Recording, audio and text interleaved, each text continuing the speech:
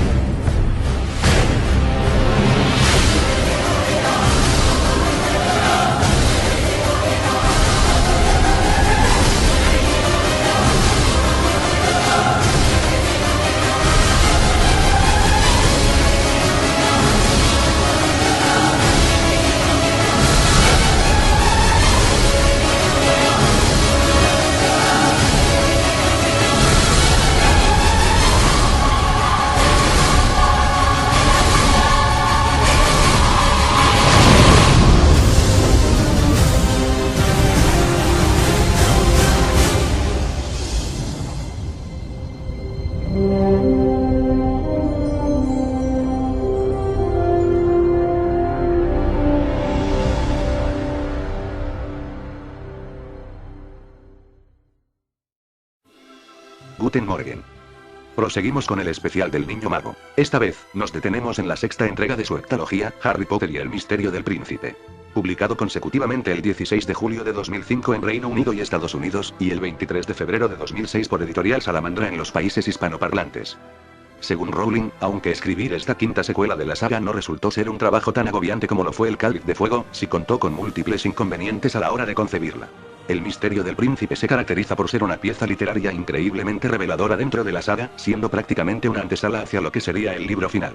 Por todo lo anterior, contiene dentro de sí múltiples tópicos y sucesos que desde mucho tiempo atrás la autora postergó, hasta hallar el momento adecuado de introducirlos a la saga. Como bien lo mencioné en su momento, esta sexta novela se encuentra fuertemente entrelazada con la segunda, es decir, la cámara secreta, empuñando diferentes elementos puntuales de esta, sobre todo de su clímax, y dándoles ahora una explicación más concisa y lógica dentro del universo donde se desarrolla la acción. Es así como se deja en claro que aquel diario de cualidades diabólicas, con el que cierto par de estudiantes tienen contacto a lo largo del año escolar, no hace parte de eventos fortuitos del devenir de los tiempos, sino que pertenece a eventos mucho más tenebrosos. Como dato adicional, he de decir que el subtítulo en español con el que carga el libro, en su momento llegó a causar polémica. Editorial Salamandra adaptó descuidadamente el presentado en la versión original, y de Príncipe Mestizo, como oficialmente debió llamarse, pasó a ser El misterio del príncipe, un subtítulo mucho menos sugerente, menos fuerte y menos vistoso. A pesar de las quejas, nunca se hizo alteración alguna o se ofrecieron explicaciones sobre el tema y la deliberada traducción. La historia. Tratemos primero el desenlace de la Orden del Fénix. Resulta pues que el señor Tenebroso, aprovechando la conexión mental que poseía con Harry, decide enviarle falsas visiones en las que se mostraba a Sirius, el padrino del chico Potter, siendo torturado impiadosamente. Harry, alarmado, corre al rescate junto a sus amigos de su único familiar amado, solo para darse cuenta, una vez llega al departamento de misterios, que todo fue una trampa. Voldemort únicamente le quería allí para que pudiese tomar la profecía, una esfera plateada que contenía el destino sellado del chico y del malvado hechicero. Justo cuando la emboscada parecía consumada, la Orden del Fénix hace acto de presencia y salvación. Tras un fiero enfrentamiento de bandos, al final Bellatrix mata al padrino de Harry, Lucius Malfoy termina encarcelado, y tras una impresionante batalla contra Albus Dumbledore, Voldemort termina expuesto ante la comunidad mágica. Esta nueva secuela comienza unas cuantas semanas tras lo ocurrido en el ministerio. El sabio profesor Dumbledore, en compensación por el abandono al que condenó a Harry el año anterior, decide instruirle particularmente a lo largo del sexto curso de Hogwarts. Su objetivo es que junto a la ahora joven mago, descubran el pasado del Lord Voldemort, desentrañando así oscuros secretos sobre su vida, que paulatinamente les acerque a una respuesta sobre cómo destruirlo. Este es un tomo que se bambolea entre dos de los temas más relevantes y fuertes de la franquicia en general, es decir, la muerte y el amor. Ambos, enmarcados en un tono oscuro. En lo referente a lo primero puede ser apreciado en Voldemort, un ente al que desde siempre le han acompañado las pérdidas tanto físicas como emocionales, hecho que se puede comprobar en memorias previas a su concepción, como lo vendría a ser la relación ficticia entre Merope Gaunt, su madre, y Tom Riddle, su padre. La carencia de amor en el señor tenebroso le lleva a una repulsión a ser olvidado, repulsión a la indefensión, repulsión a la falta de control sobre los demás, repulsión a la muerte misma. De ahí que haya decidido de la forma más inhumana y antinatural dividir su alma en 7 trozos diversos, que le mantuviesen seguro y lejos de las manos gélidas de la parca. De igual manera, la muerte se manifiesta nuevamente ante Harry, y ahora de una forma más particular. Veámoslo en retrospectiva. En el Cáliz de Fuego, la muerte de Cedric fue un golpe duro para el joven Potter, representando la pérdida de un amigo y ejemplificando la crueldad de Voldemort. En la Orden del Fénix, la muerte de Sirius destrozó a Harry a tal punto de entrar en una etapa de negación severa. Esto representa la pérdida de un familiar cercano, la pérdida de una figura paterna. Ahora, en El misterio del príncipe, la muerte de Dumbledore representa la muerte de los ídolos, de los ejemplos a seguir, de los más fuertes y en apariencia invencibles. Representa, además, la pérdida de la seguridad y del conocimiento, y expone cómo el fallecimiento de un gran líder no puede detener la guerra. Por otra parte, el tópico del amor toma forma cuando vemos los idilios de los que no descansan los personajes principales. Ya sea entre Ron y Hermione, quienes al fin han decidido hacer a un lado la barrera que siempre les ha acompañado y aceptar los sentimientos que uno tiene hacia el otro, o del mismo Harry, quien también decide abrirse ante nuevas relaciones, y fijarse en cierta chica que siempre había estado ahí, esperándole. La novela cuenta con una narrativa parsimoniosa pero segura, la cual, hay que admitirlo, divaga más de lo que debería, distrayéndose y distanciándose del hilo de la trama principal. Durante gran parte de la novela, resulta inevitable no darse cuenta que la autora prolonga casi indefinidamente las situaciones amorosas entre sus personajes. Inclusive, el mismo Harry en su momento llega a sentirse mal, al percatarse de que sus preocupaciones mundanas han alcanzado mayor nivel de prioridad que los propios encargos de Dumbledore, aquellos que evidentemente pretenden salvaguardar a largo plazo la integridad del mundo mágico. Con todo lo anterior, y la remarcada presencia de los torbellinos amorosos, básicamente podríamos decir que este sexto curso fue el más apacible del Mago Cuatro Ojos, dentro del colegio. Cuando el ejemplar decide centrarse en su trama principal, es capaz de entregarle al lector pasajes muy interesantes y sombríos. El bucear dentro de los recuerdos del Señor Tenebroso resulta, cuanto menos, escalofriante. Y el final, aquella travesía en el lago subterráneo, solo podría haber sido extraída y comparada con un libro de terror, conteniendo pues así sentimientos de desesperación, asfixia, tensión y miedo. De hecho, analizando más a fondo este pasaje del tomo, la poción de la desesperación representa toda una tortura psicológica tanto para Harry como el mismo lector. Tener que contemplar a un personaje tan sabio, admirable y valeroso retorciéndose de dolor sin mayor consuelo y ayuda que más niveles de agonía, es una sensación insana, horripilante, desgarradora. Por último, solo queda por decir que la batalla en la Torre de Astronomía sienta un abrebocas para lo que sería la batalla acontecida un año después en el colegio. Personajes. Por el lado de los personajes más jóvenes, se evidencia una etérea sensación de adultez. Cada uno de estos chicos de a poco se perfila hacia una nueva faceta en su vida, y ahora adoptan distintos ademanes muy propios de tal edad. Harry, por ejemplo, logra asumir después de tanto trabajo lo que representa la muerte y el miedo en sí, por lo que ahora se muestra más seguro y confiado de sus capacidades y, por supuesto, de su ser. Ahora, si tuviese que resaltar a una serie de personajes en específico, creo que esos serían tres. El primero, Voldemort, por supuesto.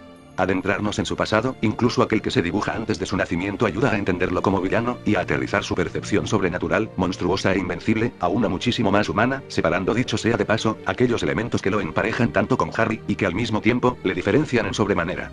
El segundo, Dumbledore, de quien podemos observar con un nudo en la garganta su faceta más frágil, deshecha metafórica y físicamente, mientras se retuerce de dolor, se destruye de dentro hacia afuera, gime y grita queriendo escapar de aquello que ya no existe, pero que lo sigue lastimando, ese recuerdo que no se nos revelará sino hasta el siguiente libro.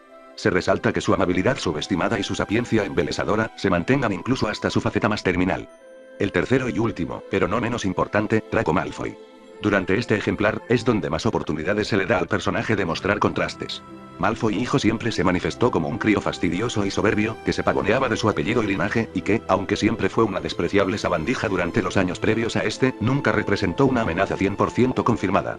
Sin embargo, ahora que el apellido de su familia es sinónimo de paria, y se ve sumido en una situación más tensa y dificultosa, que no solo le tortura psicológicamente, sino que compromete el bienestar de su familia y el suyo, este ente rubio saca lo mejor y lo peor de sí. A la hora de la verdad, podemos percibir que una tajadura luminosa se extiende sobre su malcriado y oscuro corazón. Esta grieta, este deseo personal de querer hacer lo correcto, algo anómalo para su familia, a largo plazo terminaría inclinando la balanza de la historia más de lo esperado.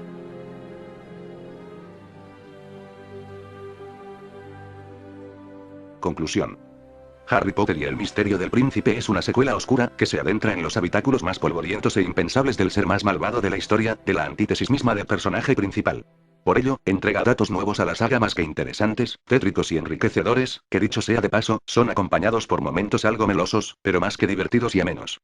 Tras todo lo anterior, me veo en la obligación de entregarle un merecido 9,4 puntos sobre 10. Y llegamos ahora a la adaptación fílmica. Originalmente programada para estrenarse en noviembre de 2008, la película, a pesar de ya estar completamente lista, terminó retrasándose 8 meses por motivos de mercadeo y distribución de la Warner, teniendo pues así por llegada oficial a las carteleras del mundo el 15 de julio de 2009. Con un presupuesto de $250 millones, la sexta entrega del Niño Mago terminó por recaudar unos 934 millones aproximadamente, convirtiéndose a día de hoy, 15 de julio de 2015, en la 32ª película más taquillera de la historia. De igual manera, la cinta fue nominada en 2010, a la categoría de Mejor Fotografía en los Óscars. Resulta pues que la Orden del Fénix aún se encontraba en postproducción, cuando la Warner ya comenzaba con los preparativos del Príncipe Mestizo. Se planteó la idea de buscar nuevamente a otro director para la franquicia. Después de pensar en viejas caras conocidas como Alfonso Cuarón y Mike Newell, y nuevos opcionados como Terry Gilliam, a la hora de la verdad, y viendo los buenos resultados de la quinta cinta, decidieron nuevamente darle la oportunidad a David Yates. Para este sexto largometraje de la franquicia retornó David Cox en su rol de guionista habitual, y aunque en su momento Emma Watson debatió las posibilidades de regresar o no a su personaje, todo fue solucionado óptima y prontamente, sin la necesidad de hacer nuevos cambios en el reparto ya establecido. Gracias al cielo. Analicemos la historia. Como llegué a mencionar en su momento, el libro concede demasiada importancia al lío amoroso de los personajes. No obstante, el estar en un formato escrito le otorga la libertad de explayarse en estos aspectos sin llegar a tornarse pesado, molesto o muy banal. Evidentemente, al trasladar el relato a un formato audiovisual no se podía dar tal lujo. El libro era oscuro y enigmático, y por eso mismo, la película también debía serlo. Por antonomasia, se tenía que aprovechar esta oportunidad para diseccionar al villano de la saga, y entregarle al público un porqué sobre su modo de ser. Es aquí cuando aparece el máximo fallo de esta adaptación. A cortas palabras, básicamente se puede decir que este largometraje sufre de un severo desenfoque en su argumento. La película pierde por completo el rumbo y el propósito, al dedicar indiscriminadamente tiempo al romanticismo adolescente.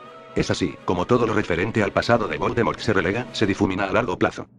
El tema de los romances ya había sido tratado paulatinamente desde la tercera película, no era necesario abordar tan de lleno ese tópico en esta secuela.